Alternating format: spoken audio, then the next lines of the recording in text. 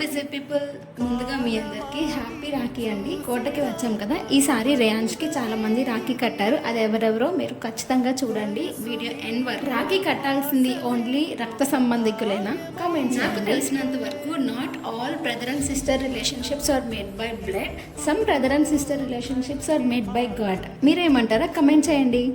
రేపునా మాపునా చంటి పాపగా చూచులే